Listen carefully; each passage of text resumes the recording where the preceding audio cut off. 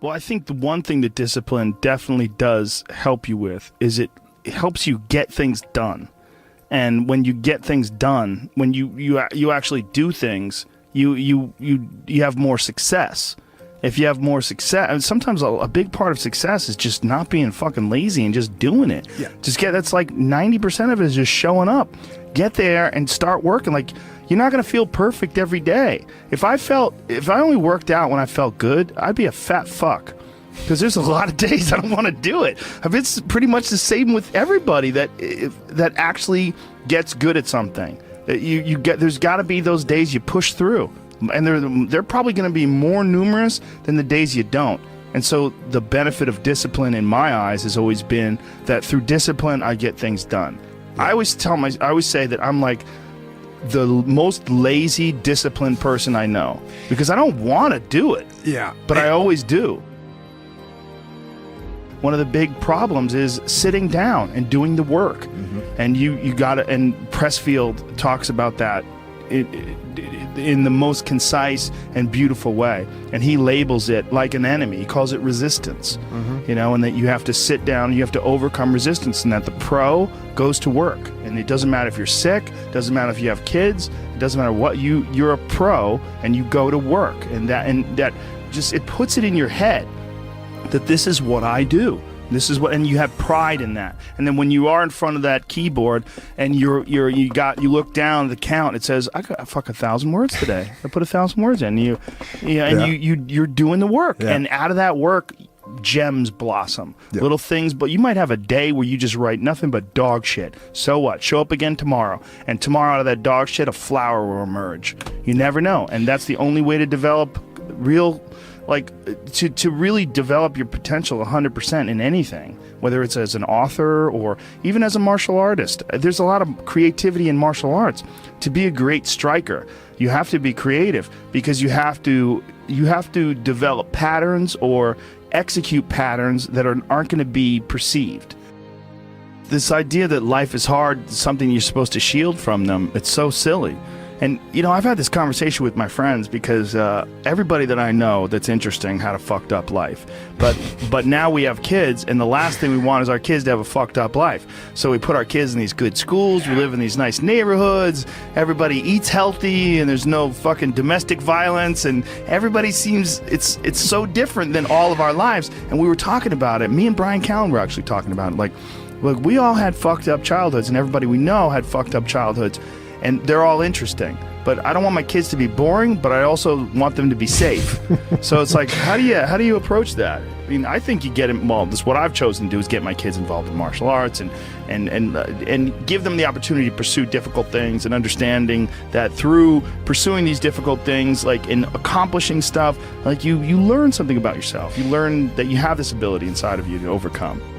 Get obsessed with life improvement. Find things that you enjoy doing that are difficult. Do them and get better at them. It seems so simplistic. It seems like a ridiculous, idealistic point of view, but it's effective.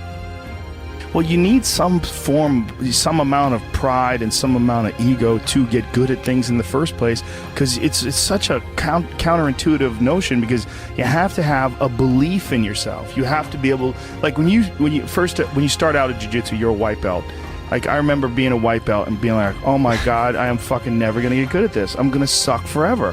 But to look at people who are better than you and know they had to have sucked at one point in time. Okay, there's somewhere along the end of this tunnel, there's got to be a light. I just got to keep going. Yeah. And that takes ego, and right? Ego, yeah, I was going to say, I mean, ego drives you to be successful, me to be successful. Ego is what's driving you. The problem is when you let ego go too far. Yeah. And everything takes balance. I mean, there's a dichotomy in everything. Every part of you has a dichotomy. You can get so into the physical aspects of things that you end up like doing a bunch of steroids and going crazy and ruining your health. Right? Yeah. That's not good. Right. The other end of the spectrum, you can sit around and play video games and turn into a...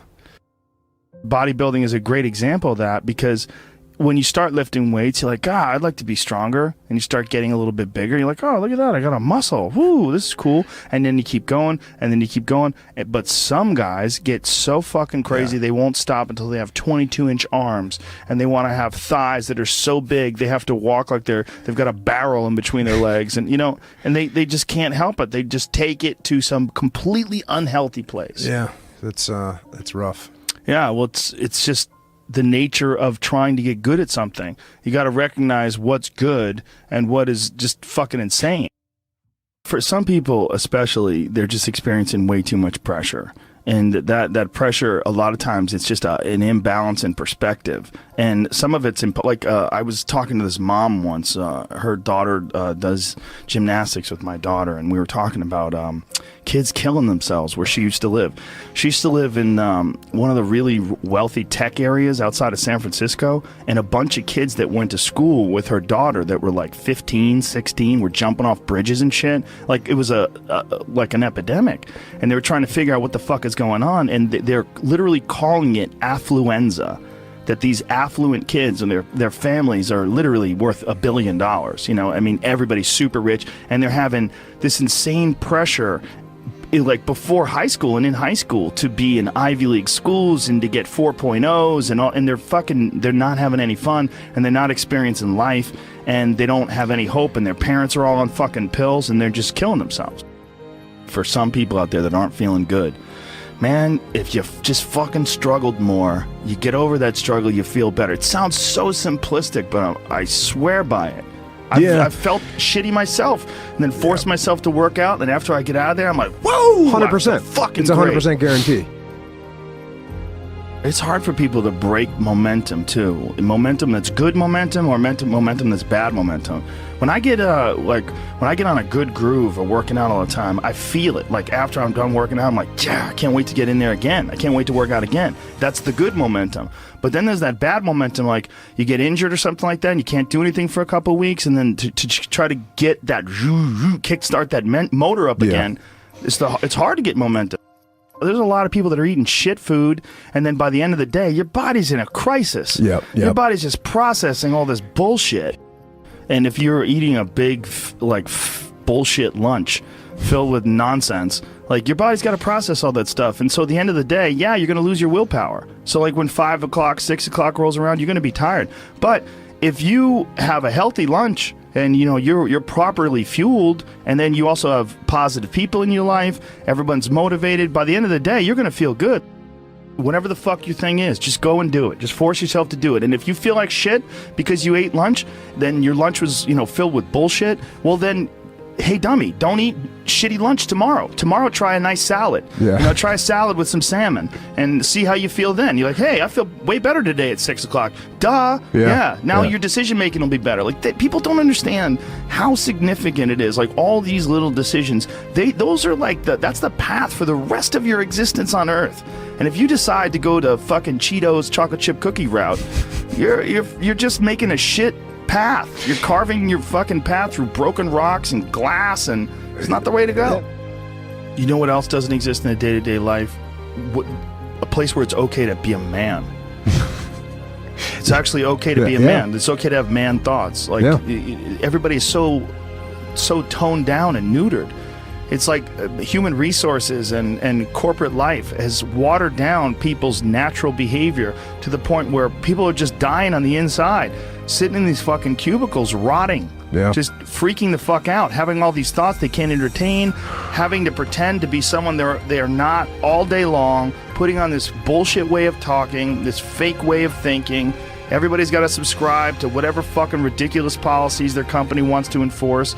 And you're just a robot, and you get out of there and you just want to scream.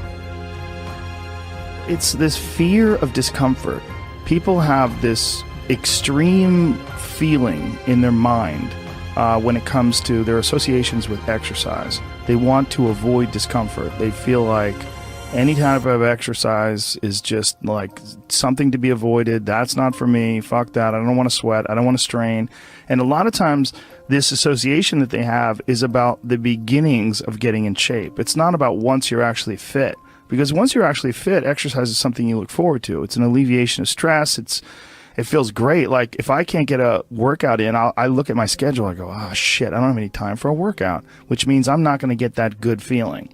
And so instead of looking at it like, oh, I've got to go grunt and sweat, I'm thinking I'm not going to feel good. I'm not going to feel relaxed. I'm not going to feel carefree, and I'm not going to feel even appreciative. Like my appreciation of things, and it gets enhanced greatly after exercise. I just feel better. I feel like I can take things in for what they are, rather than, you know, whatever sensory data that I'm getting from any event is just one more distraction that gets in my way. And you know, that's a lot of times how I look at things if I'm overstressed or if I'm working too much. Like our bodies, for whatever reason, most people, their associations are to avoid anything that's uncomfortable. But it's so illogical, because when you look at comfort and you look at success and progress and the feelings of accomplishment and of getting past certain hurdles in terms of like how you feel about life, a lot of those are connected to discomfort. Like discomfort is your friend.